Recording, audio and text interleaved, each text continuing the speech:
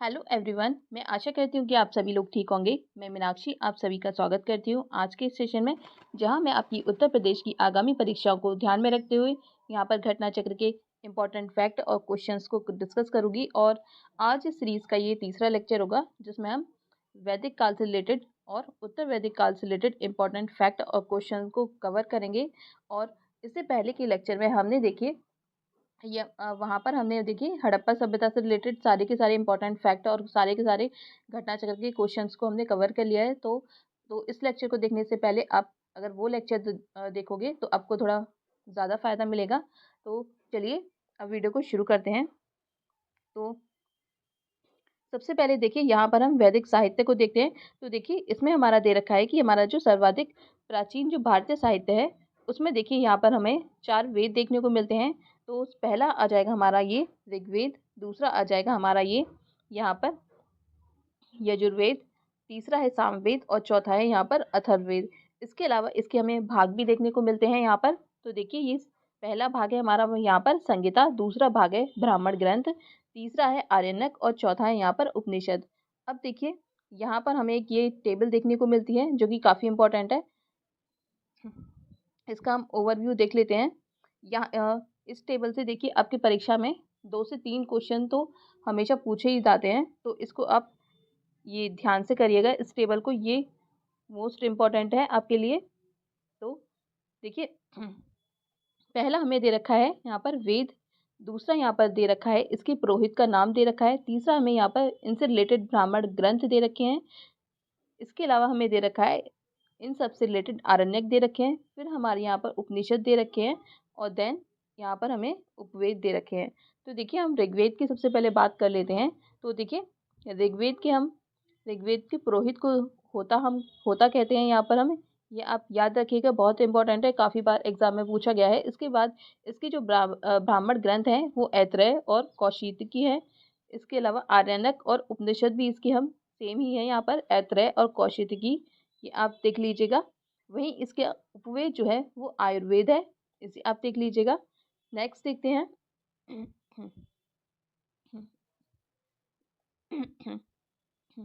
तो देखिए नेक्स्ट आ जाता है हमारे यहाँ पर सामवेद, जिसके पुरोहित को हम उद्गाता बोलते हैं। और इसके ब्राह्मण ग्रंथ जो है वो तांडव और जैमिनीय है, याद रखिएगा आप। इसके ब्राह्मण ग्रंथ तांडव और जैमिनीय। इसके अलावा आरण्यक जो है इसके छादोंगे और जैमिनी, यहाँ पर आरण्यक इसके देखने को मिलते हैं। इसके अलावा इसके उपनिषद भी हमारे देखिए सेम देखने को मिलते हैं यहाँ पर, छादोंगे और जैमिनीय।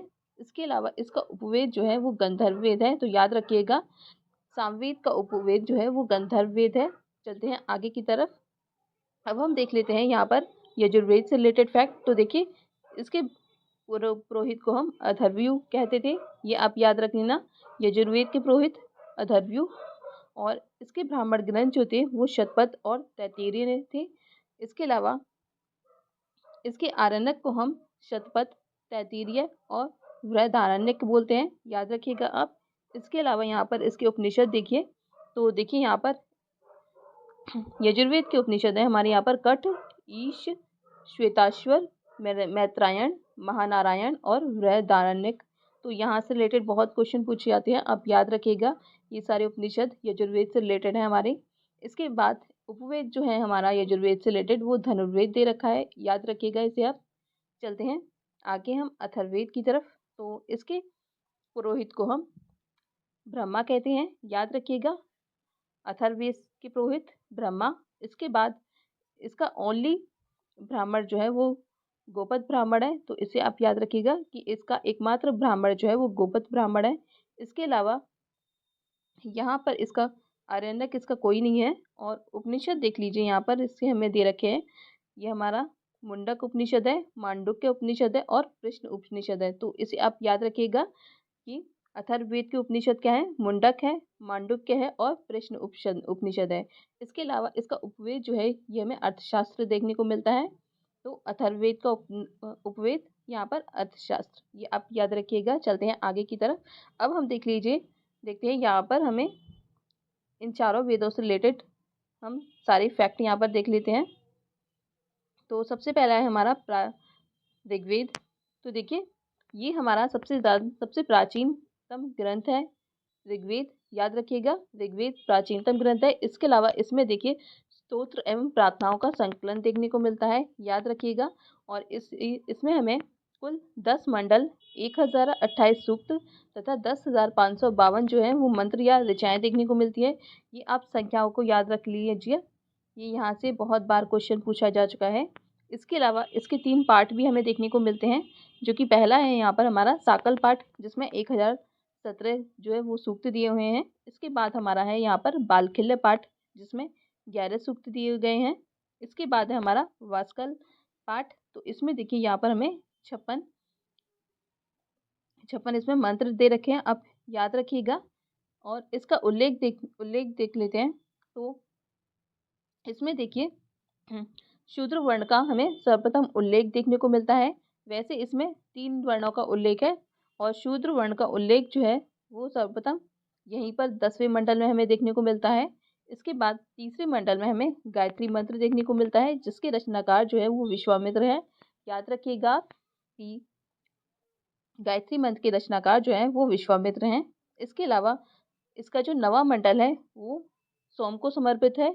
याद रखिएगा कि इसका नवा मंडल जो है वो सोम को समर्पित है, जिसमें सभी 114 सूक्त जो है हमारे वो सोम से रिलेटेड हैं। चलते हैं आगे की तरफ।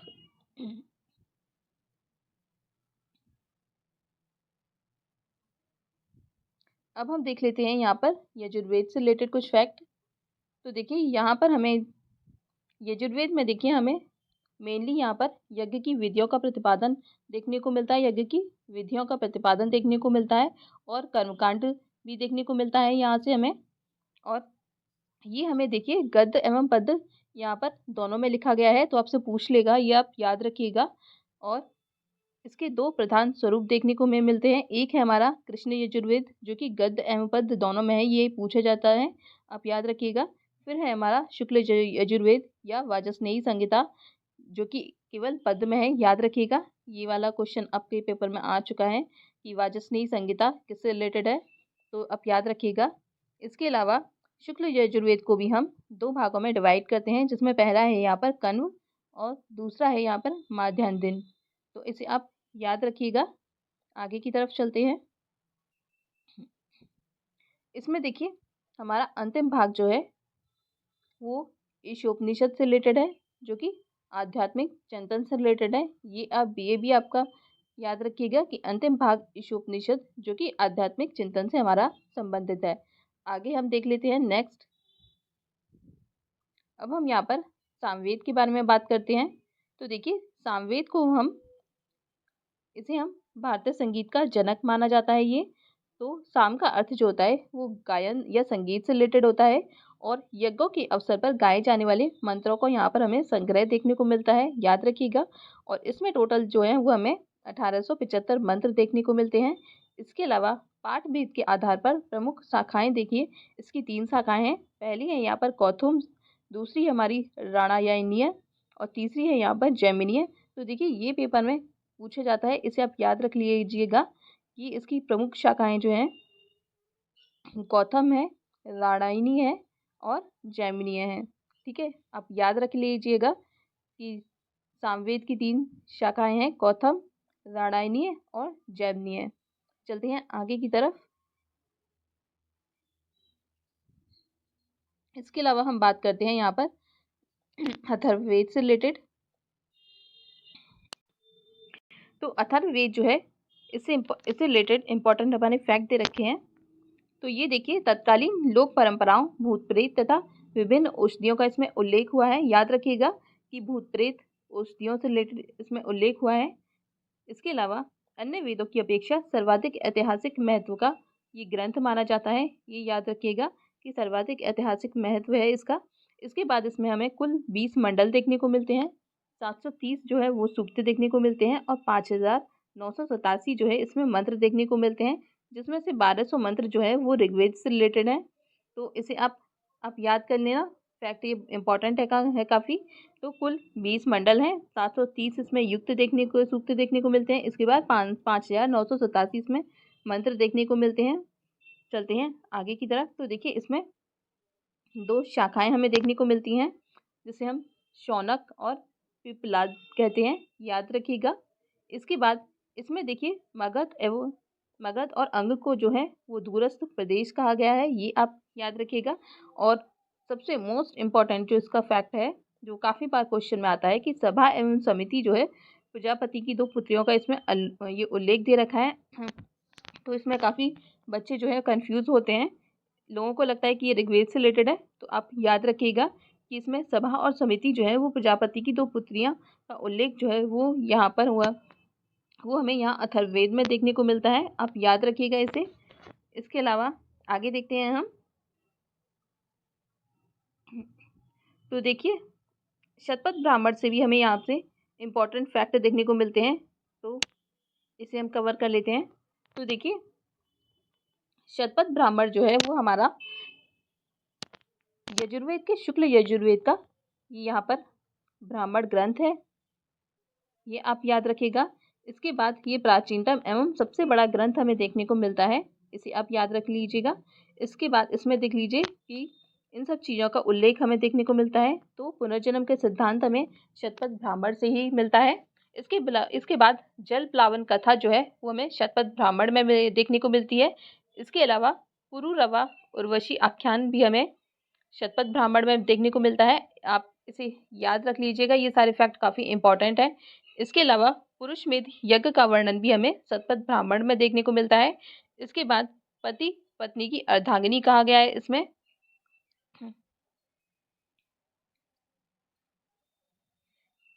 तो आप याद रखिएगा कि इसमें पत्नी को पति की अर्धांगिनी कहा गया है।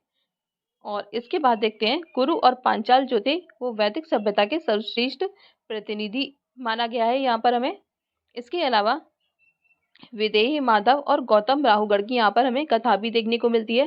तो देखिए कभी कभी यहाँ से भी क्वेश्चन आ जाते हैं इन सब से रिलेटेड, कि हमें पुनर्जन्म का सिद्धांत कहाँ मिलता है, जल प्लावन कथा कहाँ मिलेगी, पुरुरवा उर्वशी आख्यान कहाँ देखने को मिलेगा, पुरुषमेध यज्ञ का वर्णन कहाँ हमें देखने को मिलेगा, और विदेही माधव और गौतम राहुगढ़ की कथा हमें कहाँ मिलती है। तो आप याद रखिएगा कि ये हमें शुक्ल यजुर्वेद के ब्राह्मण ग्रंथ शतपथ ब्राह्मण में हमें ये सब देखने को मिलता है। इसके बाद आगे चलते हैं। तो यहाँ देखिए हमें यहाँ पर महत्वपूर्ण वैदिक शब्द कुछ आ जाते हैं, हमें कुछ वर्ड पूछ लिए जाते हैं, उनका मीनिंग पूछ लिया जाता है। तो यहाँ हम देख लेते हैं। तो देखिए ये काफ़ी इम्पोर्टेंट है। कृष्ण अयस जो थे इसे हम लोहा बोलते हैं, उस टाइम पे देखिए लोहे को कृष्ण अयस बोला जाता था, तो ये आप याद रखिएगा। इसके बाद कुशीद को उस टाइम जो है वो ऋण बोला जाता था, याद रखिएगा कुशीद ऋण। इसके बाद कुशी दिन को ऋणदाता के रूप में वो कहा जाता था। इसके बाद वेकनाट जो था वो सुदखोर से रिलेटेड है, याद रखिएगा। सुदखोर को जो है वेगनाट कहते थे। इसके बाद बड़ई को यहाँ पर तक्षा कहा जाता था, याद रखिएगा बड़ई को तक्षा। इसके बाद गुप्तचर को स्पष्ट कहा जाता था। देन ग्राम का मुखिया जो है वो ग्रामीण कहलाता था। और रहट की चरखी को हम यहाँ पर अश्म चक्र भी बोलते थे, तो याद रखिएगा रहट की चरखी को अश्म चक्र बोला जाता था। चलते हैं आगे की तरफ। अब देखिए यहाँ पर हमें ऋग्वेद के मंडल और उसके रचयिता देखने को मिलते हैं, ये आप याद रखिएगा, ये यहाँ से भी क्वेश्चन कभी कभी पूछा जाता है। तो देखिए प्रथम मंडल जो था ऋग्वेद का, उसके रचयिता जो थे वो मधुचंदा और मेघातिथि थे, याद रखिएगा। इसके बाद द्वितीय मंडल के रचयिता जो थे वो गृत्समत थे, याद रखिएगा गृत्समत द्वितीय मंडल के रचयिता। इसके अलावा मधुचंदा मेघातिथि जो थे वो प्रथम मंडल के रचयिता थे। देन उसके बाद तृतीय मंडल के रचयिता जो थे वो विश्वामित्र थे, याद रखिएगा तृतीय मंडल के रचयिता जो थे वो हमारे विश्वामित्र थे। इसके बाद चतुर्थ मंडल के रचयिता देख लीजिए, ये हमारे वामदेव थे। नेक्स्ट देखते हैं पंचम मंडल के रचयिता जो थे वो अत्रि थे, याद रखिए पंचम मंडल के रचयिता अत्रि। देन षष्ठम मंडल के रचयिता भारद्वाज, याद रख लेना। इसके बाद सप्तम मंडल के रचयिता वशिष्ठ। इसके बाद अष्टम मंडल के रचयिता जो थे कण्व व अंगिरस थे, याद रखिएगा। अष्टम मंडल के रचयिता कण्व एवं अंगिरस थे। इसके बाद नवे मंडल के रचयिता जो थे वो अंगिरस एवं कश्यप ऋषि थे। तो नवे मंडल के रचयिता अंगिरस एवं कश्यप ऋषि थे, याद रखिएगा। इसके बाद 10वें मंडल के रचयिता जो थे वो विमदा, इंद्रा, शची व अन्य लोग थे, याद रखिएगा। 10वें मंडल के रचयिता विमदा, इंद्रा, शची व अन्य लोग थे। अब हम आगे चलते हैं। अब देखिए यहाँ से हम कुछ उपनिषद यहाँ से ये एग्जाम रिलेटेड कुछ फैक्ट हैं जो पूछे गए हैं हमारे लास्ट के एग्जाम में, तो ये देख लेते हैं। तो देखिए यहाँ पर हमें उपनिषद दे रखे हैं और उनसे रिलेटेड यहाँ पर हमें उल्लेख दे रखे हैं, ठीक है। तो हम ये देख लेते हैं। तो देखिए श्वेताश्वर उपनिषद में हमें मोक्ष का पहला उल्लेख देखने को मिलता है, याद रखिएगा कि श्वेताश्वर उपनिषद में हमें मोक्ष का पहला उल्लेख देखने को मिलता है। इसके अलावा पहले ये एक चीज रह गई है। तो देखिए उपनिषद जो थे वो हमारे दर्शन पर आधारित थे, तो याद रखिएगा दर्शन पर आधारित थे। इसके बाद शाब्दिक अर्थ जो है वो उपनिषद का वो ज्ञान प्राप्ति हेतु शिष्य का गुरु के समीप बैठना। आप याद रखिएगा कि ज्ञान प्राप्ति हेतु शिष्य का गुरु के समीप बैठना, इसको हम उपनिषद बोलते हैं। इसके अलावा फिर हम आगे चलते हैं कि मोक्ष का पहला उल्लेख जो था वो हमारा श्वेताश्वर उपनिषद में देखने को मिलता है। इसके अलावा याज्ञवल्क्य और गार्गी संवाद जो है वो हमें बृहदारण्यक उपनिषद में मिलता है। ये क्वेश्चन पूछा जा चुका है कि याज्ञवल्क्य गार्गी संवाद जो है वो हमें बृहदारण्यक उपनिषद में देखने को मिलता है। इसके बाद छांदोग्य उपनिषद जो कि सर्वाधिक प्राचीन उपनिषद है, इसमें हमें ब्रह्मचर्य, गृहस्थ एवं वानप्रस्थ 3 आश्रमों का उल्लेख देखने को मिलता है। तो याद रखिएगा छांदोग्य उपनिषद जो कि सर्वाधिक प्राचीन है, यहाँ से हमें ब्रह्मचर्य, गृहस्थ एवं वानप्रस्थ 3 आश्रमों का यहाँ से हमें उल्लेख देखने को मिलता है। इसके बाद यहाँ से हमें देवकी नंदन कृष्ण का भी प्रथम उल्लेख देखने को मिलता है। तो याद रखिएगा छांदोग्य उपनिषद से देवकी नंदन कृष्ण का प्रथम उल्लेख देखने को मिलता है।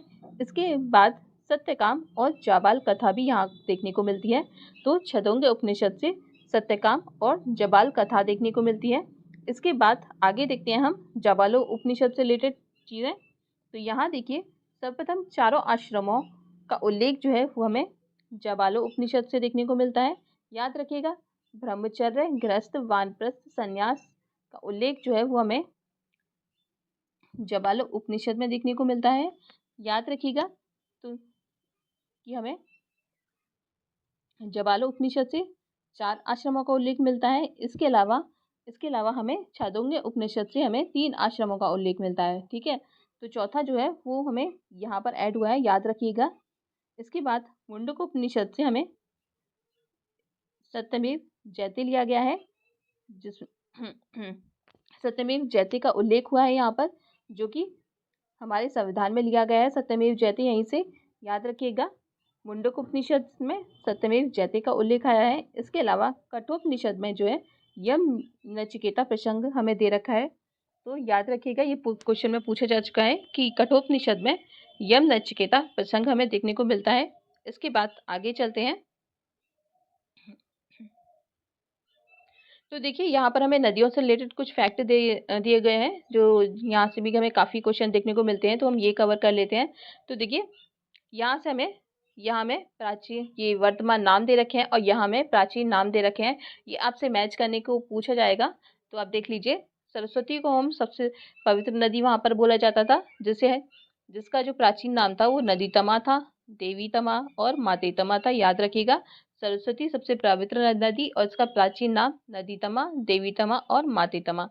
इसके अलावा सिंधु जो था इसका प्राचीन नाम जो था वो हिरण्ययी था, जिसका सर्वाधिक बार उल्लेख हुआ है। तो याद रखिएगा सिंधु का सर्वाधिक बार उल्लेख हुआ है, जिसका प्राचीन नाम जो है वो हिरण्ययी है। इसके बाद चिनाब को हम अश्किनी बोलते थे, चिनाब का नाम अश्किनी है।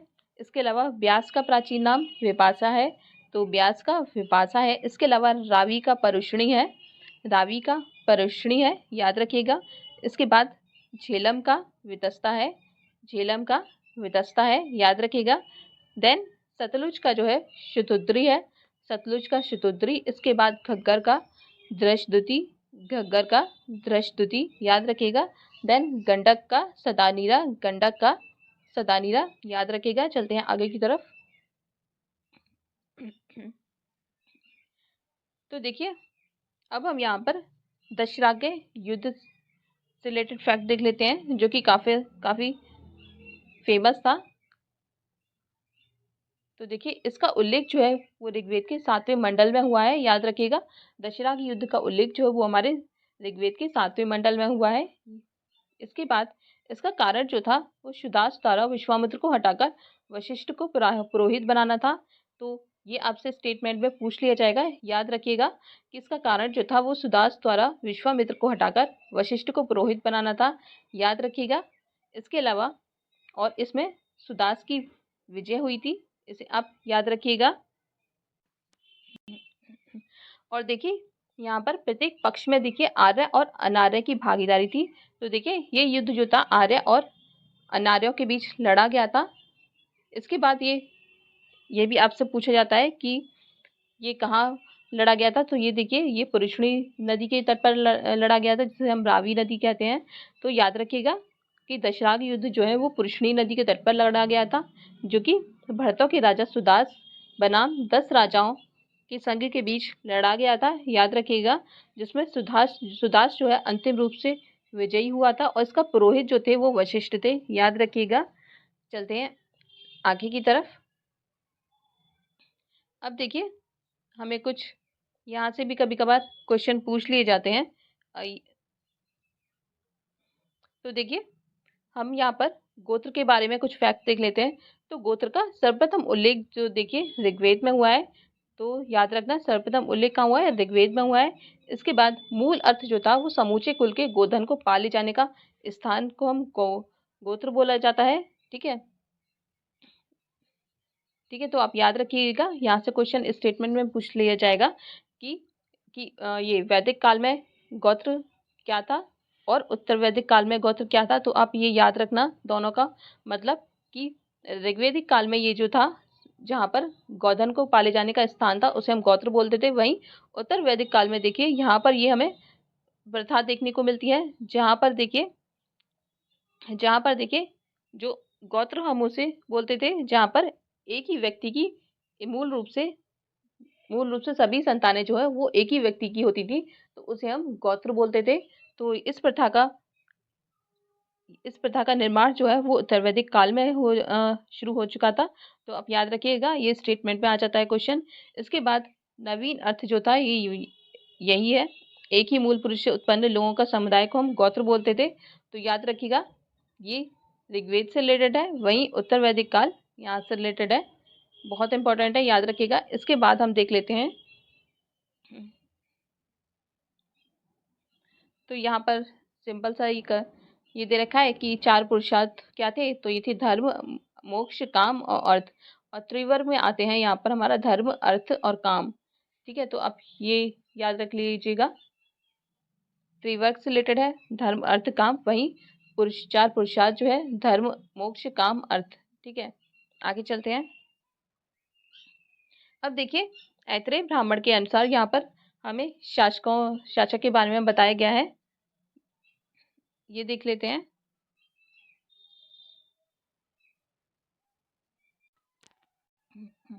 तो देखिए ऐत्रेय ब्राह्मण में हमें सर्वप्रथम राज्य की उत्पत्ति का सिद्धांत देखने को मिलता है, ये आप याद रखिएगा। इसलिए ऐत्रेय ब्राह्मण में देखिए कहा गया है कि समुद्र पर्यंत जो है वो पृथ्वी का शासक जो है वो एक राट होता है, जो कि चारों दिशाओं का विजेता होता है, ये आप याद रखिएगा, ये आपसे पूछा जाता है। इसके अलावा देखिए यहाँ पर उत्तर दिशा के राजा को हम विराट बोलते हैं, वहीं पूर्व दिशा के राजा को सम्राट बोला जाता था और मध्य देश का राजा कहा जाता था। इसके बाद दक्षिण दिशा में भोज कहा जाता था राजा को, और पश्चिम दिशा में देखिए सौराट कहा जाता था। तो ये आपसे मिलान करने को आ जाएगा, इसे आप याद रखिएगा। चलते हैं आगे की तरफ। अब यहाँ पर देखिए रत्निन से भी रिलेटेड कुछ फैक्ट पूछे जाते हैं। तो ये आप याद रखिएगा कि रत्निन जो था वो उच्च पदाधिकारी होता था।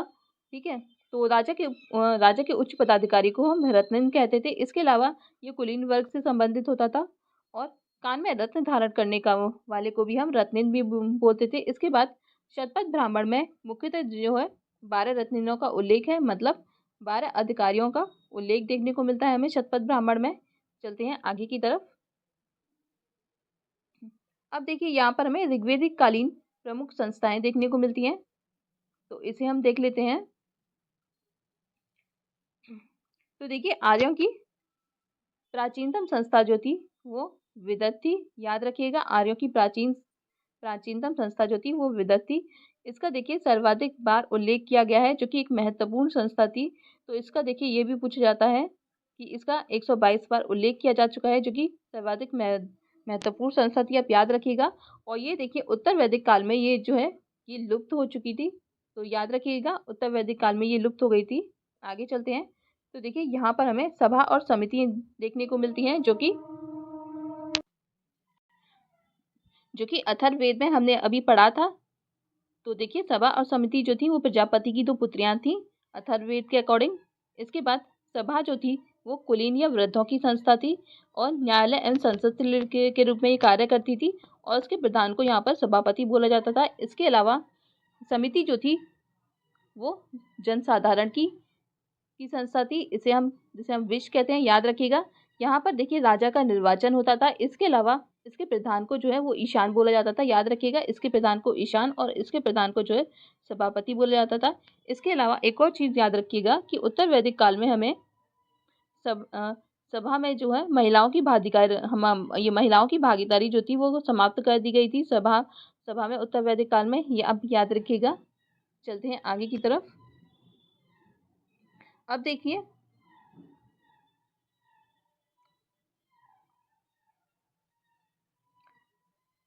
यहाँ पर देखिए, अब हम यहाँ से कुछ हमें यहाँ से भी क्वेश्चन पूछ लिए जाते हैं ऋग्वेदिक देवता से रिलेटेड, तो ये हम कवर कर लेते हैं।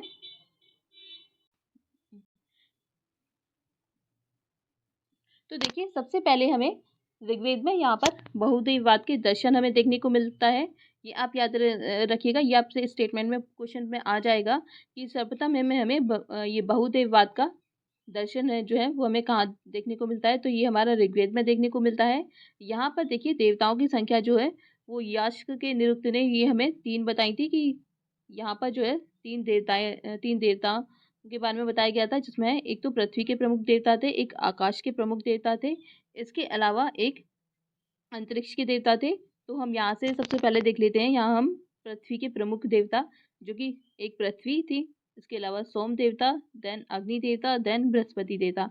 तो देखिए सबसे ज़्यादा क्वेश्चन यहाँ से पूछे जाते हैं कि ऋग्वेद के नौवां मंडल जो है वो सोम देवता से रिलेटेड है।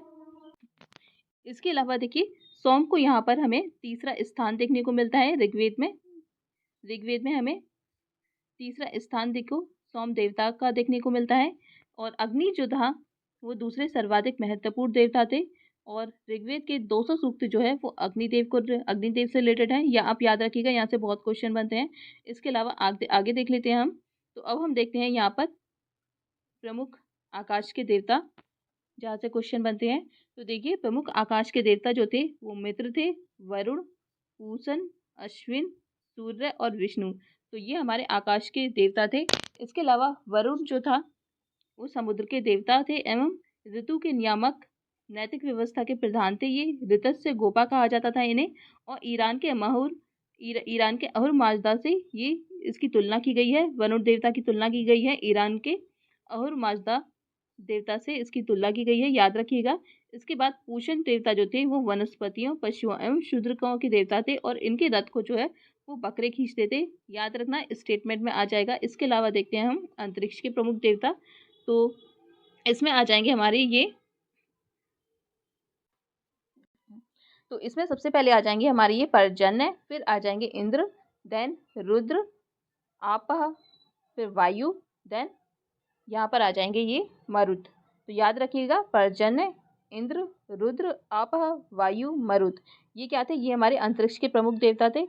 और देखिए इंद्र जो थे वो हमारे सर्वाधिक महत्वपूर्ण देवता थे, जिनको हम पुरंदर भी बोलते हैं। और पुरंदर का अर्थ जो है वो किलों को तोड़ने वाला है, या फिर विश्व का स्वामी होता है पुरंदर। इसके अलावा सबसे ज़्यादा सूक्त जो है वो ऋग्वेद में वो इंद्र से रिलेटेड है, याद रखिएगा। सबसे ज़्यादा सूक्त जो है वो ऋग्वेद में इंद्र से रिलेटेड है। इसके बाद देखिए इंद्र के बाद आता है हमारा मेन अग्नि देवता आता है। फिर इसके बाद देखिए आते हैं हमारे ये सोम देवता, तो ये आप याद रखिएगा। इसके बाद आर्यों के ये युद्ध नेता थे, वर्षा के देवता भी इन्हें कहते थे। चलते हैं आगे की तरफ, तो ये सारे फैक्ट आप याद रखना। इसके बाद देखिए ऋग्वेद में हमें एक विराट पुरुष की कल्पना की गई थी। ऋग्वेद में हमें विराट पुरुष की कल्पना की गई थी, जिसकी भुजा से देखिए क्षत्रिय की उत्पत्ति होती है। इसके बाद मुख से ब्राह्मण की उत्पत्ति होती है, देन पैर से शूद्र की उत्पत्ति मानी गई है, और जंघा से वैश्य की उत्पत्ति मानी गई है। तो ये आप देख लेना। इसके बाद ऋग्वेद में कुछ पंचजन दे रखे हैं, इसे आप याद रखिएगा, कभी कभी क्वेश्चन में आ जाता है। तो एक अनु था, देन दुह था, फिर पुरु था, इसके बाद यदु था, देन तुर्वशु था। तो ये आप याद रखिएगा, ये पंचजन हमें ऋग्वेद से रिलेटेड है। जिनका एक फैक्ट और याद रखिएगा कि ये पंचजन जो थे वो उत्तर वैदिक काल में ये लुप्त हो चुके थे। तो आप ये याद रखिएगा कि पंचजन जो थे वो अनु, दुह, पुरु, यदु और तुर्वशु, तो ये हमारे पंचजन थे ऋग्वेद में, जो कि उत्तर वैदिक काल में इनका समापन हो चुका था। आगे देख लेते हैं। एक देखिए कुछ फैक्ट यहाँ से पूछ लिए जाते हैं कि वेदत्रयी किसके कहते हैं। तो वेदत्रयी में कितने वेद आते हैं, तो ये आ जाएगा ऋग्वेद, यजुर्वेद, सामवेद। इसमें देखिए अथर्ववेद नहीं माना गया है, तो आप याद रखिएगा वेदत्रयी में ऋग्वेद, यजुर्वेद और सामवेद। इसके अलावा प्रस्थान त्रयी में आ जाते हैं हमारे उपनिषद, ब्रह्मसूत्र और गीता। याद रखिएगा प्रस्थान त्रयी में उपनिषद, ब्रह्मसूत्र और गीता याद रखना आप। इसके बाद हमें 6 हमारे यहाँ पर वेदांग दे रखे हैं, तो याद रखिएगा 6 हमारे वेदांग दे रखे हैं, जिनमें शिक्षा, फिर कल्प आ जाएगा, शिक्षा कल्प, देन व्याकरण, फिर निरुक्त, छंद और ज्योतिष। याद रखिएगा वेदांग जो है 6 हैं, शिक्षा, कल्प, व्याकरण, निरुक्त, छंद और ज्योतिष। चलते हैं आगे की तरफ, अब देख लेते हैं। अब देखिए इन सबसे वैदिक काल से रिलेटेड और उत्तर वैदिक काल से रिलेटेड अब हम कुछ क्वेश्चन देख लेते हैं घटना चक्र के, जो कि हम काफ़ी इंपॉर्टेंट है। तो अब देखिए यहाँ से हमारे क्वेश्चन आंसर स्टार्ट हो जाते हैं घटना चक्र के। तो पहला क्वेश्चन है हमारा, आर्य शब्द जो है इंगित करता है। तो देखिए ये हमारा जो है श्रेष्ठ वंश से उत्तम पुरुष को हम आर्य शब्द से डिनोट करते थे। तो देखिए इसका एक्सप्लेनेशन हम देख लेते हैं कि आर्य जो थे वो प्राचीन भारत, यूरोपीय एवं प्राचीन ईरानी भाषा बोलने वालों के लिए प्रयुक्त शब्द है।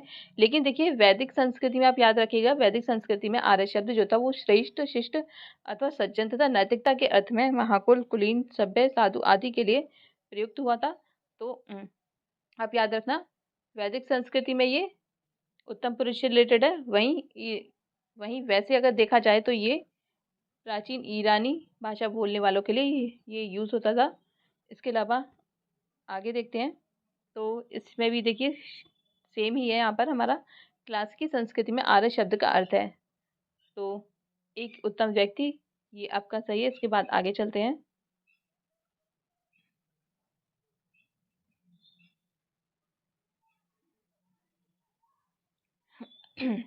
अब देख लेते हैं हमारा तीसरा क्वेश्चन। तो इसमें दे रखा है कि सबसे पुराना वेद कौन सा है। तो ये आप सभी जानते हो, ये हमारा ऋग्वेद है। आगे चलते हैं। इसके अलावा देखिए वेदत्रयी नाम जो है ये किसका है। तो अभी आपने पढ़ा था कि 3 वेदों को हम यहाँ पर वेदत्रयी के नाम से बोलते हैं, जिसमें हमारा अथर्ववेद अथर्ववेद जो है वो नहीं आता है। तो इसमें आ जाएगा हमारा ऋग्वेद, यजुर्वेद और सामवेद। ठीक है, आगे चलते हैं। इसके बाद देखिए किस वैदिक ग्रंथ में वर्ण शब्द का सर्वप्रथम नामोल्लेख मिलता है। तो ये देखिए हमारा ये ऋग्वेद में ही हमारा ये देखने को मिलता है। लेकिन उस टाइम पर वर्ण को हम एक रंग से रिलेट करते थे, बजाय ये जाति से रिलेटेड। तो देखिए इसका आप एक्सप्लेनेशन देख लीजिए कि वर्ण शब्द का सर्वप्रथम उल्लेख जो ऋग्वेद में मिलता है। इसके अलावा ये शब्द जो था रंग के अर्थ में तथा कहीं कहीं व्यवसाय के से रिलेटेड था, और आर्यों को गौर वर्ण तथा दासों को कृष्ण वर्ण कहा गया था। इसके अलावा ऋग्वेद के 10वें मंडल के पुरुष सूक्त में सर्वप्रथम जो है शूद्र शब्द देखने को मिलता है। नेक्स्ट देखते हैं हम। तो यहाँ है हमारा नेक्स्ट क्वेश्चन, वर्ण व्यवस्था से संबंधित पुरुष सूक्त जो है मूलतः पाया जाता है। तो ये हमारा देखिए ऋग्वेद में पाया जाता है। अभी आपने देखा था पुरुष सूक्त ऋग्वेद से रिलेटेड है, याद रखिएगा। अब देखिए यहाँ पर हमें सुमेलित करने को दे रखा है, तो देखिए अथर्ववेद में हमें, एक सेकेंड, देखिए ऋग्वेद में, देखिए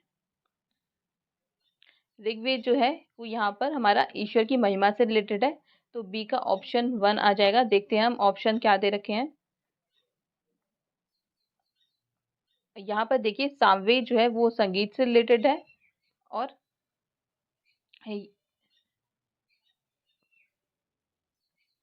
तो ये बी का 1 देखिए ये हमारा एक ही ऑप्शन में देखने को मिलता है। तो अब देख लेते हैं, तो यहाँ पर सी का 2 दे रखा है, मतलब यहाँ पर हम ये एक्सप्लेनेशन देख लेते हैं। तो देखिए अथर्ववेद जो था वो औषधियों से संबंधित था, वहीं ऋग्वेद में ईश्वर की महिमा का वर्णन किया गया है। देन यजुर्वेद में कर्मकांड एवं सामवेद में जो है वो संगीत देखने को मिलता है। चलते हैं आगे। तो यहाँ भी हमें सूची को मिलान करने के लिए दे रखा है। तो देखिए ऋग्वेद जो है वो स्तोत्र एवं प्रार्थनाएं से रिलेटेड है, वहीं कर्मकांड जो है वो यजुर्वेद का भाग है, और सामवेद जो है संगीत में स्तोत्र है, एंड अथर्ववेद में जो है तंत्र मंत्र है। तो हमारा ऑप्शन हो जाएगा ए का 4, बी का 2, ए का 4 और यहाँ पर बी का 2। तो ये हमारा, हाँ, ऑप्शन हो जाएगा यहाँ पर ए ऑप्शन सही होगा हमारा। इसके बाद देख लेते हैं निम्न के 4 वेदों में से किस एक में जादुई माया और वशीकरण का वर्णन है। तो ये अभी हमने ये देखा था, तो ये हमारा क्या किसमें है, अथर्ववेद में दे रखा है ये हमारा। चलते हैं आगे की तरफ। देखिए यहाँ मैं काफ़ी जल्दी जल्दी आपके क्वेश्चन सॉल्व कर रही हूँ, क्योंकि देखिए जो सेम जो बार बार पूछे गए हैं रिपीटेड क्वेश्चन है, उनको मैं यहाँ से जल्दी देख रही हूँ, वरना इसमें कम से कम 100 के लगभग क्वेश्चन है, तो वीडियो काफ़ी लंबी हो जाएगी। तो आप देख लीजिएगा। आप इसे देखिए 1.5 की स्पीड पर भी आप सुन सकते हो, क्योंकि क्वेश्चन काफ़ी ज़्यादा है। चलिए आगे चलते हैं। तो देखिए ऋग्वेद में ऋचाएँ हैं, तो ये हमारा ऑप्शन में गलत दे रखा है। ऋग्वेद में देखिए ऋचाएँ हैं 10,552, ये आप याद रखिएगा। चलते हैं आगे की तरफ। तो यहाँ में दे रखा है ऋग्वेद है, तो जैसे कि आप जानते हो ये क्या है, ये हमारा स्तोत्रों का संकलन है। तो स्तोत्रों और प्रार्थनाओं का ये संकलन है। चलते हैं आगे की तरफ। यहाँ पर देखिए हमें सूची मिलान करने को दे रखा है। ये हमें एक में ब्राह्मण दे रखे हैं, और उनसे रिलेटेड हमें यहाँ पर वेदों को वेदों का मिलान करना है। तो देखिए ऋग्वेद से रिलेटेड जो ये हमारा ऐतरेय ब्राह्मण था, और इसके अलावा देखिए यहाँ पर हमें आप ये आप याद रखने ना, ये सामवेद जो था वो पंचविश ब्राह्मण, एक सेकेंड, साम हाँ, सामवेद जो है वो हमारा पंचविश ब्राह्मण से रिलेटेड है। इसके अलावा अथर्ववेद का एकमात्र ब्राह्मण जो था वो गोपद ब्राह्मण था। देन यजुर्वेद जो थे वो शतपथ ब्राह्मण से रिलेटेड है, तो हमारा ऑप्शन में होगा ए का 3। तो देखिए ए का 3 हमारे यहाँ पर एक ही ऑप्शन में है, तो ऑप्शन सी हो जाएगा। चलते हैं आगे की तरफ। यहाँ पर आप देख लीजिएगा। देखिए हमने ये वाला डिस्कस नहीं किया था, इसे आप याद रखने देना। सामवेद जो था, सामवेद के ब्राह्मण जो है एक यहाँ पर हमें दे रखा है पंचविश, याद रख लेना आप। इसके बाद आगे चलते हैं। इसमें दे रखा है कि निम्नलिखित में से कौन सा ब्राह्मण ग्रंथ ऋग्वेद से संबंधित है। तो अभी आपने देखा ये हमारा ऐतरेय ब्राह्मण है। आगे चलते हैं। अब देखिए नेक्स्ट क्वेश्चन हमारा गौपद ब्राह्मण संबंधित है। तो ये देखिए हमारा अथर्ववेद से रिलेटेड है, जो कि एकमात्र ब्राह्मण है गौपद का, वो अथर्ववेद का, सॉरी। नेक्स्ट चलते हैं। अब देखते हैं ऋग्वेद का कौन सा मंडल पूर्णतः सोम को समर्पित है। तो ये इंपॉर्टेंट क्वेश्चन है, ये आप देख लीजिएगा। तो ये हमारा है 9वां मंडल जो है सोम को समर्पित है, जिसमें देखिए 114 जो है वो सूक्त देखने को मिलते हैं। आगे चलते हैं। ये भी हमारा सेम क्वेश्चन है कि ऋग्वेद का 9वां मंडल जो है हमारे यहाँ पर सोम और इसके देवता को समर्पित है, तो आप देख लीजिएगा। चलते हैं आगे। तो इसमें दे रखा है यज्ञ संबंधी विधि विधानों का पता चलता है। तो देखिए ये हमें यजुर्वेद से देखने को मिलता है। आपने अभी देखा था, यहाँ से हमें ये कर्मकांड देखने को मिलते हैं यज्ञ से रिलेटेड, तो आप देख लीजिएगा इसे। नेक्स्ट है हमारा, निम्नलिखित में से किसका संकलन ऋग्वेद पर आधारित है? तो यहाँ देखिए ये आप याद कर लेना, ये सामवेद जो है वो ऋग्वेद पर आधारित था। ये आप याद कर लेना, सामवेद ऋग्वेद पर आधारित था। इसकी एक्सप्लेनेशन देख लेते हैं यहाँ पर हमें। तो देखिए सामवेद में यहाँ पर दे रखा है कुल 1875 ऋचाएं हैं, जिनमें से सामान्य मत के अकॉर्डिंग 75, जबकि कुछ विद्वानों के अकॉर्डिंग 99 को छोड़कर शेष सभी जो है ऋग्वेद में भी उपलब्ध है। अतः सामवेद का संकलन जो था वो ऋग्वेद पर आधारित था। चलते हैं आगे की तरफ। तो नेक्स्ट क्वेश्चन में हमें दे रखा है कि भारत के किस स्थल की खुदाई से लौह धातु के प्रचलन के प्राचीनतम साक्ष्य हमें देखने को मिलते हैं? तो ये देखिए ये हमारे अतरंजी खेड़ा से देखने को मिलते हैं। इसके अलावा इसका एक्सप्लेनेशन देख लेते हैं। देखिए यहाँ पर अहिचन, अतरंजी खेड़ा, आलमगीरपुर, मथुरा, रोपड़, श्रावस्ती, काम्पैल्य आदि स्थलों की खुदाइयों से लौह युगीन संस्कृति के अवशेष जो है वो प्राप्त होते हैं। और अतरंजी खेड़ा से लौह धातु बल तथा धातु शोधन में प्रयुक्त होने वाली भट्टियां मिली हैं, जिनसे यह संकेत मिलता है कि यहाँ लौह धातु को गलाने का कार्य स्थानीय रूप से होता था। तो आप याद रखना, अतरंजी खेड़ा लोहे से संबंधित है। इसके अलावा नेक्स्ट क्वेश्चन हमारा उपनिषद है पुस्तकें हैं, जैसे कि आपने अभी देखा कि उपनिषद जो था वो दर्शन से रिलेटेड है। नेक्स्ट क्वेश्चन भी हमारा देखिए सेम ही है। इसके बाद आगे चलते हैं। तो देखिए इसमें दे रखा है कि हमारा निम्नलिखित में से किस एक वैदिक साहित्य में मोक्ष की चर्चा मिलती है? तो ये अभी आपने ये नोट्स में देखा था कि मोक्ष की चर्चा जो है वो हमें उपनिषद में मिलती है, जिसमें श्वेताश्वर उपनिषद में पहली बार मोक्ष की चर्चा हमें देखने को मिलती है। नेक्स्ट क्वेश्चन देख लेते हैं हम। यहाँ देखिए अध्यात्म ज्ञान के विषय में नचिकेता और यम का संवाद जो है वो किस उपनिषद में देखने को मिलता है? तो ये देखिए अभी आपने नोट्स में देखा था, ये हमें यहाँ पर कठोपनिषद में देखने को मिलता है। याद रखिएगा, नचिकेता और यम का संवाद कठोपनिषद से रिलेटेड है। एक्सप्लेनेशन देख लेते हैं इसकी। देखिए कठोपनिषद में यम और नचिकेता का संवाद जो है वो उल्लेखित है।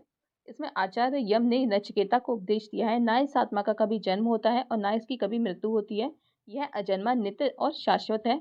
तो कठोपनिषद कृष्ण यजुर्वेद का उपनिषद है। याद रखिएगा, कठोपनिषद कृष्ण यजुर्वेद का उपनिषद है। आप एक ट्रिक याद कर लीजिए, का से कठोपनिषद, देन का से कृष्ण यजुर्वेद। आगे चलते हैं। तो यहाँ से हमें फिर से वही क्वेश्चन है, नचिकेता आख्यान का उल्लेख मिलता है कठोपनिषद में। याद रखिएगा, नचिकेता आख्यान कठोपनिषद में। आगे देखते हैं। तो देखिए इसमें दे रखा है उपनिषद काल के राजा जो थे अशुपति, वो शासक थे। तो ये कहाँ के शासक थे? ये हमारे केकई के शासक थे। याद रखिएगा, अशुपति केकई के शासक। एक्सप्लेनेशन देख लेते हैं। देखिए उपनिषद में वर्णित राजाओं में विदेह के राजा जनक जो थे, विदेह के राजा जनक थे। पांचाल के राजा जो थे प्रवाहण जाबाली थे, प्रवाहण जाबाली थे। केकय के राजा अशुपति और काशी के राजा जो थे अजात शत्रु प्रमुख थे। याद रख लीजिएगा, ये राजा से रिलेटेड। इसके बाद नेक्स्ट चलते हैं। तो यहाँ पर देखिए हमें क्रम से रिलेटेड क्वेश्चन पूछा गया है कि वैदिक साहित्य का सही क्रम जो है वो कौन सा है? तो देखिए सबसे पहले हमारी वैदिक संहिताएं आई थी, इसके बाद हमारे ब्राह्मण आया था, फिर इसके बाद आरण्यक एंड देन उपनिषद। ये अभी आपने फैक्ट में देखा था। तो ऑप्शन हो जाएगा हमारा ए। याद रखिएगा, वैदिक संहिताएं, ब्राह्मण, आरण्यक और उपनिषद। चलते हैं आगे। तो नेक्स्ट हमारा आरंभिक वैदिक साहित्य में सर्वाधिक वर्णित नदी है। तो ये हमें अभी आपने ये फैक्ट देखा था कि इसमें देखिए सर्वाधिक जो है वर्णित नदी जो है हो जाएगी हमारी, तो ये आ जाएगी हमारी ये सिंधु नदी। इसे आप याद रखिएगा। इसके बाद आगे चलते हैं। इसका एक बार एक्सप्लेनेशन देख लेते हैं। देखिए सिंधु नदी का ऋग्वेदिक काल में जो है वो सर्वाधिक महत्व था और इसी कारण इसका उल्लेख जो है ऋग्वेद में सर्वाधिक बार हुआ है। और सिंधु नदी को उसके आर्थिक महत्व के कारण इसे हिरण्यानी कहा गया है। तो याद रखना हिरण्यानी सिंधु को कहा गया है। नेक्स्ट देखते हैं। तो यहाँ पे दे रखा है हमें वैदिक नदी अश्किनी की पहचान निम्नलिखित नदियों में से की जाती है। तो ये है अश्किनी चेनाब, अश्किनी चेनाब। याद रखिएगा, चेनाब अश्किनी। चलते हैं आगे।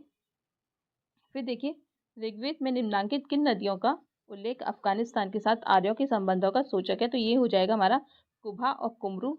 याद रखिएगा, अफगानिस्तान के साथ आर्यों का संबंध कुबा और कुमरू, कुबा और कुमरू अफगानिस्तान के साथ।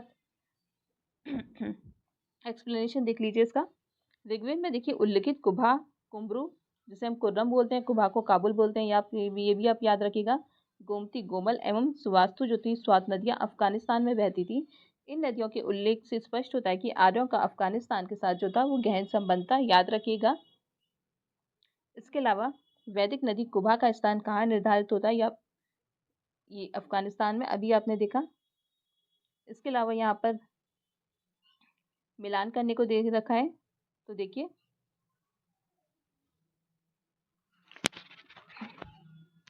देखिए यहाँ पर हमें पुरुष कुभा जो थी हमारी, यहाँ पर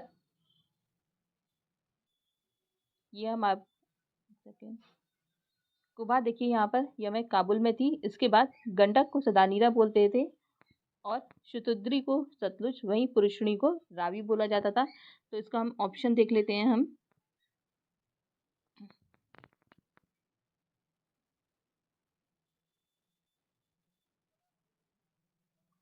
तो ये देखिए यहाँ पर ये हमारा ऑप्शन हो जाएगा, यहाँ पर बी ऑप्शन आ जाएगा। देख लीजिए कुभा देखिए काबुल, पुरुषणी रावी, सदानीरा गंडक और शतुद्री का प्राचीन नाम है सतलज। आगे चलते हैं। तो देखिए यहाँ पर हमारा नेक्स्ट क्वेश्चन हो जाएगा कि निम्नलिखित में से कौन सी प्रथा जो थी वो चतुष्टय वैदोत्तर काल में प्रचलित थी। तो आपको देखिए ये ध्यान से पढ़ना है एग्जाम में। तो देखिए यहाँ पर हमें दे रखा है वैदोत्तर काल, मतलब वैदिक काल के बाद जो स्टार्ट हुई थी। तो देखिए पहला ऑप्शन हमें दे रखा है धर्म अर्थ काम मोक्ष। इसके अलावा दूसरा है ब्राह्मण क्षत्रिय वैश्य शूद्र। इसके ये वाली देखिए ये हमारा वैदिक में स्टार्ट हो चुका था। वही देखिए धर्म अर्थ काम काम जो था ये हमारा वैदिक में स्टार्ट हो चुका था, लेकिन मोक्ष जो था वो ये बाद में ऐड हुआ था। तो एक हमारा ऑप्शन ये हो जाएगा ए। इसके बाद ब्रह्मचर्य में देखिए ब्रह्मचर्य, गृहस्थ आश्रम, वानप्रस्थ और संन्यास। इसमें देखिए हमारे देखिए यहाँ पर हमारे इन इन सब का यूज जो था ये हमारा वैदिक काल के बाद शुरू हुआ था। तो एक ऑप्शन हमारा ये हो जाएगा सी ऑप्शन। इसके बाद ये हमारा वैदिक काल से रिलेटेड है, तो इसका ऑप्शन हो जाएगा यहाँ पर देखिए ये हमारा ए और सी इसका आंसर हो जाएगा। तो आप क्वेश्चन पेपर में आप ध्यान से पढ़ना, इसका एक्सप्लेनेशन देख लेते हैं। तो देखिए चारों पुरुषार्थ धर्म अर्थ काम मोक्ष की अवधारणा जो थी वैदिक काल में नहीं थी। इसके अलावा मोक्ष की अवधारणा जो थी वो पहली बार उपनिषद से आई थी। इसी प्रकार आश्रम व्यवस्था जो थी का इसका प्रचलन जो था वैदोत्तर काल में हुआ। आप याद रखिएगा आश्रम शब्द की व्युत्पत्ति जो थी वो श्रम धातु से हुई थी। तो इसे आप याद रखिएगा। चलते हैं आगे। इसके अलावा नेक्स्ट क्वेश्चन है हमारा, जो कि हमारा देखिए यूपीएससी में पूछा गया था। तो धर्म तथा ऋत भारत की प्राचीन वैदिक सभ्यता के एक केंद्रीय विचार को चित्रित करते हैं। इस अर्थ में निम्नलिखित कथनों पर विचार कीजिए। तो हमारा पहला स्टेटमेंट है धर्म व्यक्ति के दायित्वों एवं स्वयं तथा दूसरों के प्रति व्यक्तिगत कर्तव्यों की संकल्पना था। तो ये हमारा सही है। इसके बाद ऋत जो था मूलभूत नैतिक विधान था जो सृष्टि और उसमें अंतर्निहित सारे तत्वों की क्रियाकलापों को संचालित करता था। तो देखिए ये फैक्ट आप याद रखिएगा कि ऋतस्य गोपा जो था उसे हम वरुण को हम ऋतस्य गोपा कहते थे, और वरुण जो थे वो हमारे नैतिक नैतिक व्यवस्था से रिलेटेड थे। तो इसका सही ऑप्शन आ जाएगा ये हमारा, ये दोनों ऑप्शन हमारे सही हो जाएंगे। एक्सप्लेनेशन देख लेते हैं इसका हम।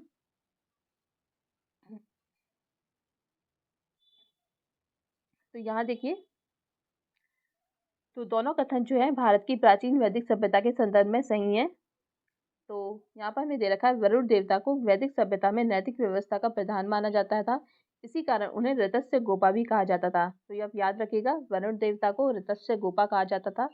इसके बाद नेक्स्ट भी हमारा सेम ही है कि भारतीय संस्कृति के अंतर्गत ऋत का अर्थ है। तो ये आ जाएंगे हमारा प्राकृतिक नियम जो थे जो कि नैतिकता से रिलेटेड थे। एक्सप्लेनेशन देख लेते हैं यहाँ पर। तो देखिए ऋग्वेद में हमें धर्म के अतिरिक्त दूसरा शब्द जो है वो ऋत देखने को मिलता है। सभी देवताओं का संबंध जो था वो ऋत से माना गया है। ऋग्वेद में इसका वर्णन है सृष्टि की आदि में सर्वप्रथम ऋत की उत्पत्ति हुई थी। ऋत के द्वारा जो था विश्व में सुव्यवस्था तथा प्रतिष्ठा जो है स्थापित होती है। यह विश्व की व्यवस्था का एक नियामक था। तो ये आप याद रखिएगा। आगे चलते हैं। नेक्स्ट क्वेश्चन है हमारा, निम्नलिखित वैदिक देवताओं में से किसे उनका पुरोहित जो है माना जाता था? तो यहाँ देखिए ये हमारे बृहस्पति को देवताओं का पुरोहित माना जाता था। नेक्स्ट चलते हैं। नेक्स्ट क्वेश्चन है हमारा, निम्नलिखित में से कौन सी वह ब्रह्मवादिनी थी जिसने कुछ वेद मंत्रों की रचना की थी? तो ये देखिए वैदिक काल से रिलेटेड हमारी ये लोपामुद्रा थी, जो कि जिन्होंने कुछ वेद मंत्रों की रचना भी की थी। इसके अलावा देख लेते हैं हम। तो देखिए वैदिक साहित्य में देखिए कई ऐसी विदुषी स्त्रियों का उल्लेख देखने को मिलता है जिन्होंने वेद मंत्रों की रचना की थी। इनमें देखिए अपाला, घोषा, विश्ववारा, लोपामुद्रा आदि मुख्य हैं। तो इनके आप नाम याद रखिएगा। एक बार यूपीएससी में भी एक बार और आ चुका है, अभी 2 साल पहले ही आया था यूपीएससी में इससे रिलेटेड क्वेश्चन। तो आप याद रखिएगा अपाला, घोषा, विश्ववारा, लोपामुद्रा क्या थी?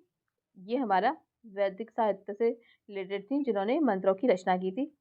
नेक्स्ट है हमारा, ऋग्वेदिक काल में निष्क शब्द का प्रयोग एक आभूषण के लिए होता था, किंतु परवर्ती काल में उसका प्रयोग इस अर्थ में हुआ है। तो ये हमारा ऑप्शन हो जाएगा यहाँ पर सिक्का। तो देखिए वैदिक काल में सोने के हार को यहाँ पर निष्क कहा जाता था। इसके अलावा निष्क के प्रयोग ने आगे आने वाले सिक्कों के व्यवहार के मार्ग को प्रशस्त किया। ये आप याद रखिएगा। आगे चलते हैं। तो ये देखिए ये भी हमारा सेम क्वेश्चन है कि ऋग्वेदिक काल में निष्क किस अंग का आभूषण था? तो ये हमारा गले का हार था। ये आप याद रखिएगा। देखिए ऋग्वेदिक काल में निष्क गले में पहने जाने वाला एक प्रकार का हार था। साथ ही निष्क जो था वैदिक काल में विनिमय का एक माध्यम था। तो ये आप याद रखिएगा। नेक्स्ट है हमारा, प्राचीन भारत में निशाका जो थे वो जाने जाते थे। तो निशाका जो थे वो स्वर्ण आभूषण थे।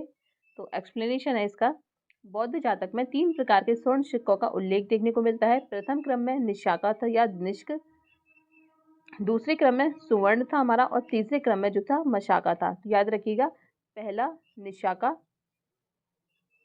दूसरा है यहाँ पर हमारा सुवर्ण, तीसरा है हमारा यहाँ पर मसाका। तो आप याद रखिएगा। तो मसाका जो था वो मूल्य की दृष्टि से सबसे निम्न, और निशाका जो था उच्च जाति की मूल्य वाली मुद्रा थी। यहाँ से भी क्वेश्चन आ सकता है, ये भी आप याद रखिएगा। नेक्स्ट चलते हैं हम देखिए। तो यहाँ हमें दे रखा है बोगज कोई महत्वपूर्ण है क्योंकि, तो इसमें देखिए यहाँ से प्राप्त अभिलेखों में वैदिक देवी देवताओं का नाम उल्लेख प्राप्त होता है। तो इसलिए ये काफ़ी इंपॉर्टेंट है, याद रखिएगा। इसका एक्सप्लेनेशन देख लेते हैं। तो देखिए एशिया माइनर स्थित बोगज कोई से 14वीं शताब्दी ईस्वी पूर्व के अभिलेख में ऋग्वेदिक काल के देवताओं इंद्र, वरुण, मित्र तथा नासत्य, ये आप देवताओं के नाम भी याद रखना है, पूछे जाता है कभी कभी। तो आप याद रखिएगा कि एशिया माइनर जो कि तुर्की है, वहाँ से बोगज कोई के अभिलेख मिले हैं जिनमें इन देवताओं का नाम देखने को मिलता है। आगे चलते हैं। तो नेक्स्ट क्वेश्चन है हमारा सेम ही है, निम्नलिखित अभिलेखों में से कौन सा ईरान से भारत में आर्यों के आने की सूचना देते हैं? तो ये वही है बोगज कोई। आगे चलते हैं।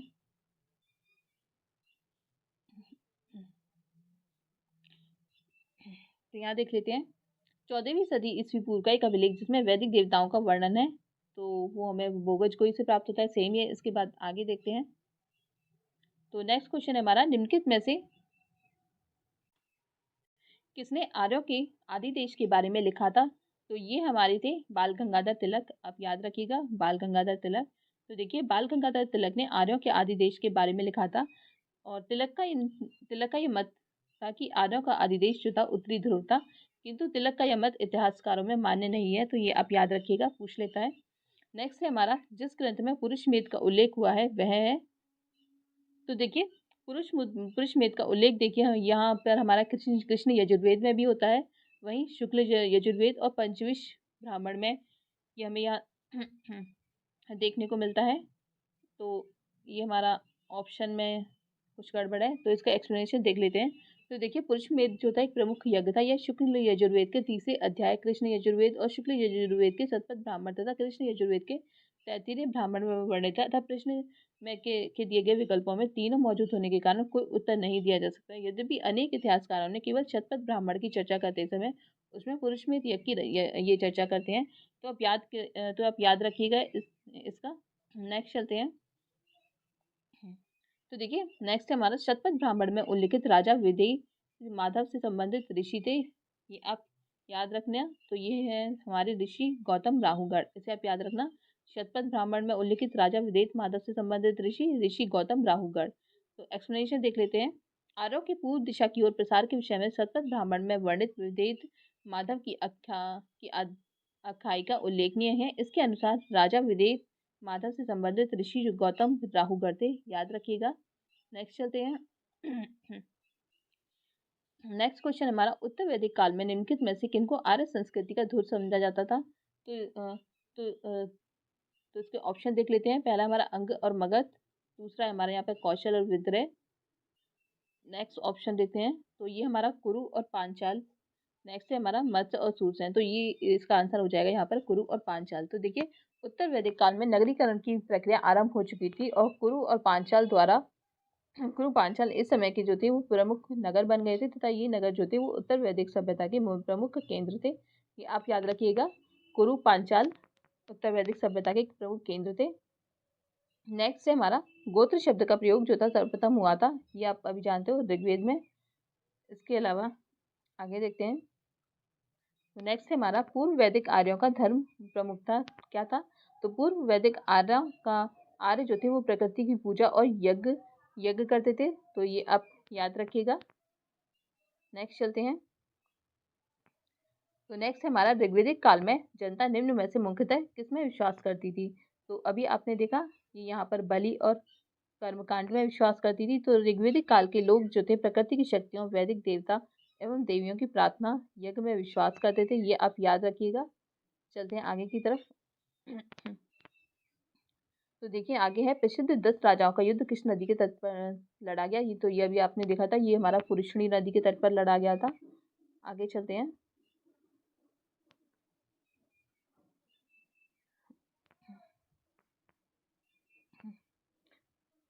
तो ये भी हमारा सेम ही है कि ऋग्वेद में उल्लिखित 10 राजाओं का युद्ध किस नदी पर? तो ये हमारा पुरुषणी नदी पर। नेक्स्ट,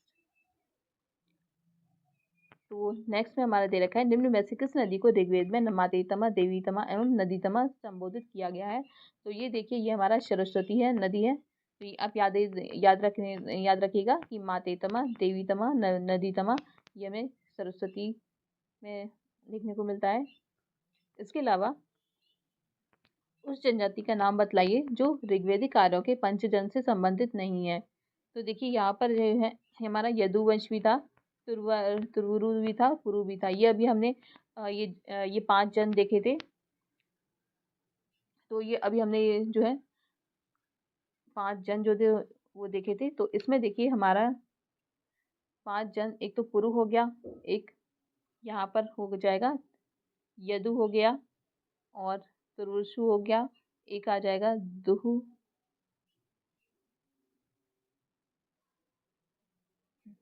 और एक आ जाएगा हमारे यहाँ पर अनु। तो ये इम्पॉर्टेंट है, आप याद रखिएगा। तो ये हमारा किकट इसमें नहीं आता है, ये देख लीजिएगा।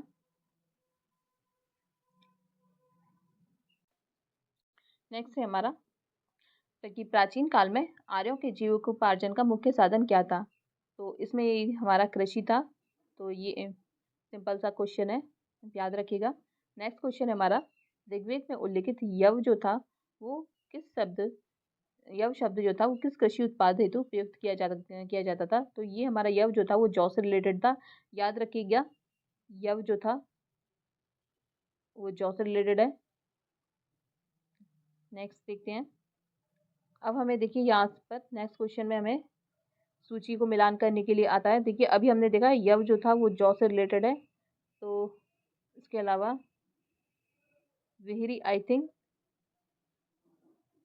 ये हमारा सी कहाँ जाएगा, हमारा 4 सी का, देखिए यहाँ पर हमारा 4 हो जाएगा। सी का 4 देखिए एक ही ऑप्शन में है, तो ये हमारा ये हो जाएगा। तो विहिरी जो है वो चावल से रिलेटेड है, याद रखिएगा, व्रीहि चावल से रिलेटेड, जबकि मुदक मूंग से रिलेटेड है, और इच्छु जो है वो गन्ना से रिलेटेड है, याद रखिएगा, ये इंपॉर्टेंट है। व्रीहि चावल, मुदक मूंग, यव जौ, इच्छु गन्ना। नेक्स्ट चलते हैं। नेक्स्ट है हमारा, ऋग्वैदिक पढ़ी जो है वो किस वर्ग के नागरिक थे? तो ये हमारे जो थे वो व्यापारी थे, ये हमारी एनसीईआरटी में दे रखा है।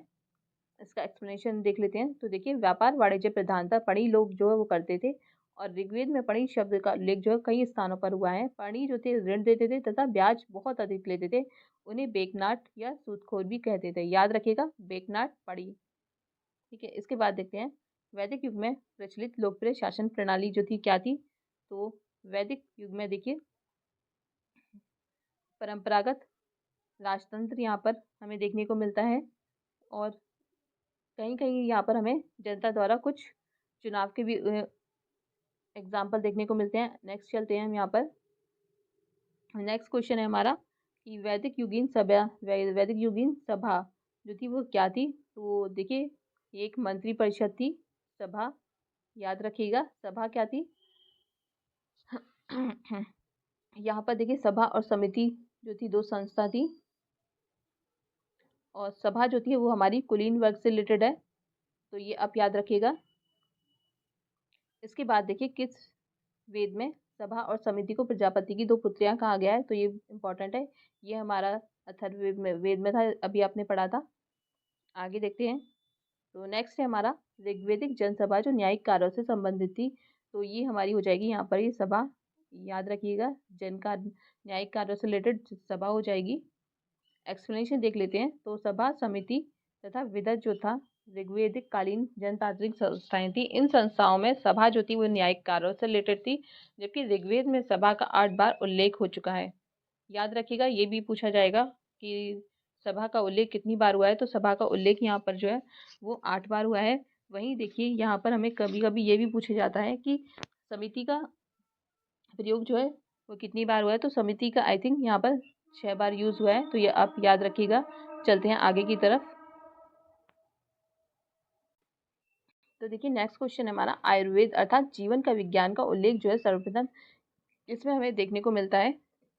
तो ये देखिए अथर्ववेद में हमें आयुर्वेद और कुछ यहाँ पर जादू टोने से रिलेटेड भी चीज़ें देखने को मिलती हैं, तो हमारा ऑप्शन हो जाएगा डी।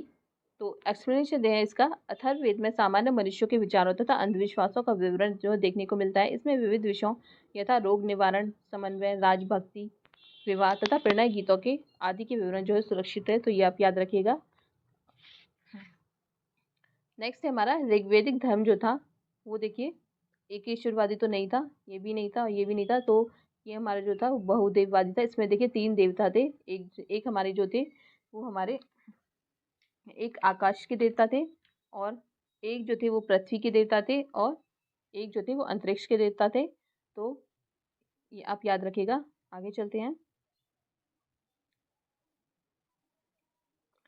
नेक्स्ट क्वेश्चन हमारा सर्वाधिक ऋग्वेदिक सूक्त जो है समर्पित है। तो ये हमारे इंद्र को समर्पित है। ये आपने पढ़ाई था 250 सूक्त इंद्र से रिलेटेड है। वहीं देखिए अग्नि से रिलेटेड हमारे यहाँ पर 200 सूक्त हैं, तो ये आप याद रखिएगा। चलते हैं नेक्स्ट।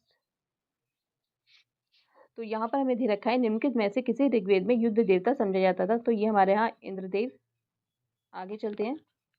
नेक्स्ट है हमारा ऋग्वेद में सर्वाधिक संख्या में मंत्र जो है संबंधित हैं।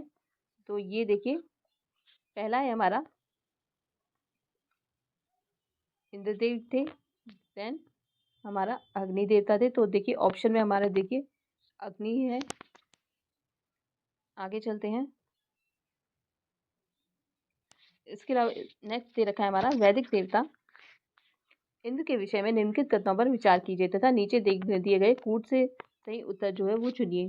तो यहाँ पर देखिए ऑप्शन में हमें दे रखा है कि ये झंझावत के देवता थे। नेक्स्ट जो है वो पापियों को दंड देते थे और नैतिक व्यवस्था के संरक्षक थे। तो ये हमारा रॉन्ग है। नैतिक व्यवस्था से रिलेटेड जो थे वो हमारे ये वरुण देवता थे, जो कि ऋतस्य गोपा भी कहते हैं हमें। तो यहाँ पर हमारा ऑप्शन हो जाएगा 1 और 4th। आंसर देख लेते हैं इसका। तो ये देखिए इसका आंसर है यहाँ पर हमारा 1 और 4th, आंसर डी। आगे चलते हैं। तो यहाँ पर हमें दे रखा है कि निम्नलिखित में से पूर्व वैदिक आर्यों का सर्वाधिक लोकप्रिय देवता जो था वो कौन था। तो ये हमारा इंद्र था, आप जानते हो। नेक्स्ट देख लेते हैं। वैदिक देव मंडल में निम्न में से कौन देवता युद्ध का देवता माना जाता है। तो ये इंद्र देवता थे, याद रखिएगा। नेक्स्ट है हमारा 800 से 600 ईसा पूर्व का काल किस युग से जुड़ा है। तो ये हमारा देखिए ये हमारा ब्राह्मण युग से रिलेटेड है, ये आप याद रखिएगा।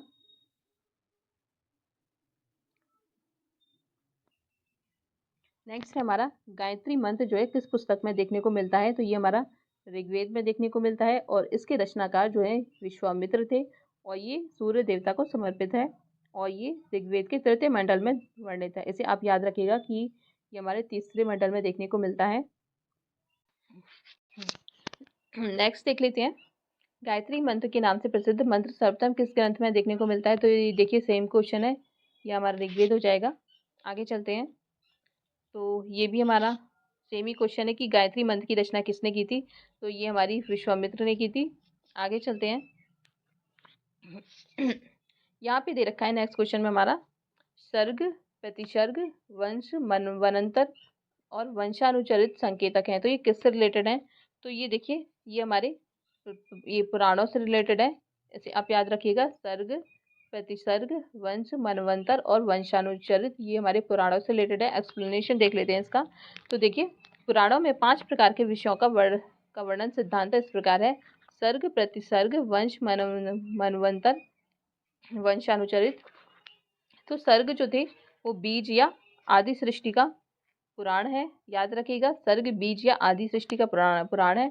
प्रतिसर्ग जो है वो प्रलय के बाद की पुनर्सृष्टि को कहते हैं, प्रतिसर्ग जो है प्रलय के बाद की पुनर्सृष्टि को कहते हैं। इसके अलावा वंश में देवताओं और ऋषियों के वंश वृक्षों का वर्णन है और मनवंतर में कल्प के महायुगों का वर्णन है और वंशानुचरित पुराणों के वे अंग हैं जिनमें राजवंशों की तालिकाएं दी हुई हैं और राजनीतिक अवस्थाओं, कक्षाओं तथा घटनाओं के वर्णन है, तो ये आप याद रखिएगा। नेक्स्ट क्वेश्चन है हमारा पुराणों की संख्या क्या है, तो ये सिंपल सा क्वेश्चन है, 18 हमारे पुराण है। नेक्स्ट देख लेते हैं, तो यहाँ पर इसकी एक्सप्लेनेशन देख लेते हैं। पुराणों की संख्या यहाँ पर 18 दी गई है, वहीं इनकी रचना जो थी लोमहर्ष ऋषि तथा उनके पुत्र उग्र श्रवा ने की थी। याद रखिएगा, लोमहर्ष ऋषि और उग्र श्रवा द्वारा पुराणों की रचना की गई थी। नेक्स्ट है हमारा श्रीमद् भागवत गीता मौलिक रूप में किस भाषा में लिखी गई थी, तो ये देखिए ये हमारी संस्कृत भाषा में लिखी गई थी, याद रखिएगा। नेक्स्ट है हमारा महाभारत मूलतः किस रूप में जो है वो जानी जाती थी, ये इंपॉर्टेंट है, पूछा जाता है काफी, तो ये जय संहिता के नाम से जानी जाती थी।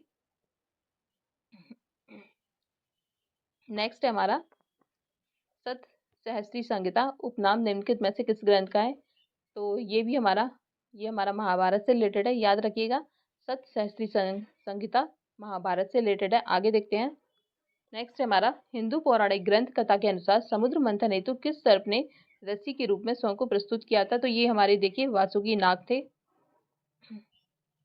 याद रखिएगा। नेक्स्ट है हमारा किस काल में अछूत की अवधारणा जो थी स्पष्ट रूप से उद्धृत हुई थी, तो ये देखिए ये हमारा धर्मशास्त्र के समय में हो चुकी थी, यहाँ पर हमें तो इसका एक्सप्लेनेशन देख लेते हैं। तो देखिए धर्मशास्त्रों के समय में 4 वर्णों के अतिरिक्त समाज में अन्य अनेक जातियों था अंबष्ट, उग्र, निषाद, मगध, विदेहक, रथकार आदि का आविर्भाव अनुलोम एवं प्रतिलोम विवाहों के फलस्वरूप हो गया था। इसके बाद पाणिनि ने 2 प्रकार के शूद्रों का उल्लेख किया है, वो है निर्वसित व अनिर्वसित। इनमें पहले प्रकार के शूद्र ही अस्पृश्य माने जाते थे जो कि निर्वसित थे, ये याद रखिएगा इसे। नेक्स्ट देखते हैं, सत्यमेव जयते शब्द किस उपनिषद से लिया गया है, तो ये हमारा मुंडकोपनिषद से लिया गया है, याद रखिएगा। आगे चलते हैं, आगे भी हमारा सेम क्वेश्चन है,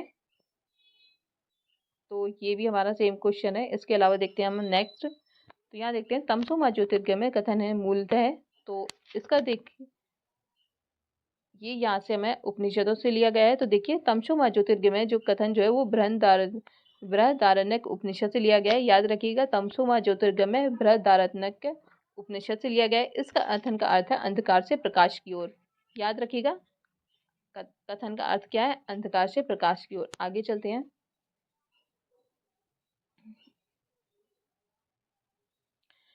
नेक्स्ट हमें दे रखा है किस उपनिषद का शाब्दिक अर्थ जो है सफेद घोड़ा है, तो देखिए इनमें से देखिए कोई भी उपनिषद नहीं है, तो श्वेताश यहाँ पर हमें श्वेताक्षर एक उपनिषद था। तो देखिए एक्सप्लेनेशन में देखिए आप, श्वेताक्षर उपनिषद का अर्थ जो था वो सफेद घोड़े द्वारा ढोया गया है। तो ये आप याद रखिएगा, श्वेताक्षर उपनिषद जो है सफेद घोड़े से रिलेटेड है, याद रखिएगा। फिर है देखिए सत्यकाम जाबाल की कथा, जो अनब्याही माँ होने के लांछन को चुनौती देती है, उल्लेखित है। तो ये अभी आपने नोट्स में देखा था, ये हमारे छांदोग्य उपनिषद में थी, याद रखिएगा सत्यकाम जाबाल की कथा छांदोग्य उपनिषद। नेक्स्ट चलते हैं, इसमें दे रखा है ऋग्वेद की मूल लिपि क्या थी। तो ये हमारी ब्राह्मी थी, याद रखिएगा ऋग्वेद की मूल लिपि ब्राह्मी थी हमारी। और ऋग्वेद में देखिए कुल 10 मंडल हैं तथा 1028 सूक्त हैं। और यहाँ के पुरोहित को, ऋग्वेद के पुरोहित को होता कहा जाता था, याद रखिएगा। इसके बाद सेम क्वेश्चन है हमारा, वैदिक कर्मकांड में होता का संबंध जो है वो देखिए ऋग्वेद से रिलेटेड है। नेक्स्ट देखते हैं, नेक्स्ट है हमारा अवेस्ता और ऋग्वेद में समानता है। अवेस्ता किस क्षेत्र से संबंधित है। तो ये देखिए ईरान से रिलेटेड था। नेक्स्ट देखते हैं हम, यहाँ हमारा है वैदिक काल में किस जानवर को अघन्य माना गया है। तो ये देखिए ये गाय को अघन्य माना जाता था, मतलब ना मारी या जाने योग्य उसे माना जाता था। तो गौ की हत्या अथवा उसे घायल करने वाले व्यक्ति को मृत्युदंड तथा देश निकाला की व्यवस्था जो थी वो वेदों में दी गई थी। तो देखिए नेक्स्ट क्वेश्चन भी हमारा सेम ही है, ऋग्वेद में अघन्य का उपयोग हुआ है। तो ये गाय के लिए हुआ है। आगे देखते हैं, तो यहाँ भी हमें वही दे रखा है कि ऋग्वेद में कई परिच्छेदों में प्रयुक्त घन्य शब्द संदर्भित है। तो ये गाय के लिए है। नेक्स्ट देख लेते हैं, इसमें हमारा दे रखा है कि ऋग्वेदिक कालीन आर्यों और सिंधु घाटी के लोगों की संस्कृति के बीच अंतर के संबंध में निम्नलिखित में से देखिए कौन से कथन सही है। तो पहला ऑप्शन हमें दे रखा है कि ऋग्वेदिक कालीन आर्य जो थे कवच और हेलमेट का उपयोग करते थे, जबकि सिंधु घाटी सभ्यता के लोगों में इनके उपयोग का कोई साक्ष्य नहीं मिलता। तो ये हमारा देखिए सही है, क्योंकि सिंधु घाटी सभ्यता में हमें युद्ध वगैरह ये सब देखने को नहीं मिलते हैं। वही ऋग्वेदिक कालीन में हमारा जो फेमस उस टाइम पे जो युद्ध था वो दशहरा का युद्ध था। इसके बाद दूसरा ऑप्शन देखते हैं हमारा, ऋग्वेदिक कालीन आर्यों को स्वर्ण चांदी और ताम्र का ज्ञान था, जबकि सिंधु घाटी को लोगों को केवल ताम्र और लोहे का ज्ञान था। तो ये गलत है, सिंधु घाटी के लोगों को सोने चांदी तांबा और कांसा का ज्ञान था, जबकि लोहे का ज्ञान उन्हें नहीं था। इसके बाद देखते हैं हमारा, ऋग्वेदिक कालीन आर्यों ने घोड़े को पालतू बना लिया था, जबकि इस बात का कोई साक्ष्य नहीं है कि सिंधु घाटी के लोग इस पशु को जो जानते थे।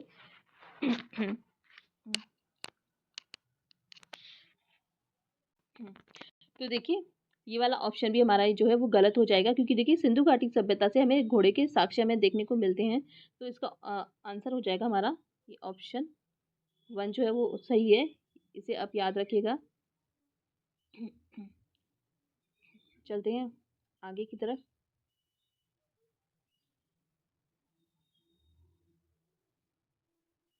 तो यहाँ पर हम देख लेते हैं, ऋग्वेदिक कालीन काल के प्रारंभ में निम्न में से किसे महत्वपूर्ण मूल्यवान संपत्ति समझा जाता था। तो ये देखिए ये यहाँ पर गाय जो थी वो इम्पोर्टेंट थी। देखते हैं आगे।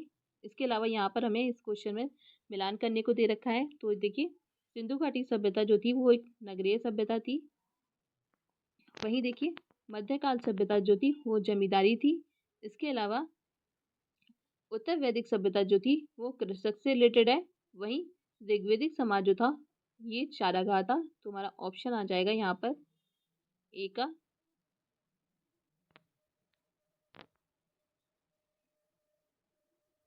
तो यहाँ पर हमारा ऑप्शन आ जाएगा ये ऑप्शन नंबर डी, सिंधु घाटी सभ्यता ए का। ये सिंधु घाटी सभ्यता नगरीय है, तो ये उत्तर वैदिक कृषक, ऋग्वेदिक चारागाह और मध्यकाल जमींदारी। चलते हैं आगे की तरफ। तो नेक्स्ट क्वेश्चन है हमारा,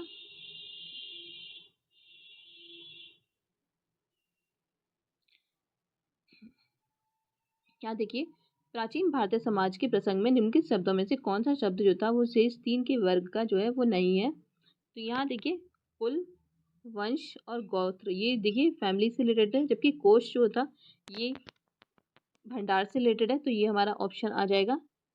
चलते हैं आगे की तरफ। नेक्स्ट क्वेश्चन हमारा कि संस्कारों की कुल संख्या जो है कितनी थी।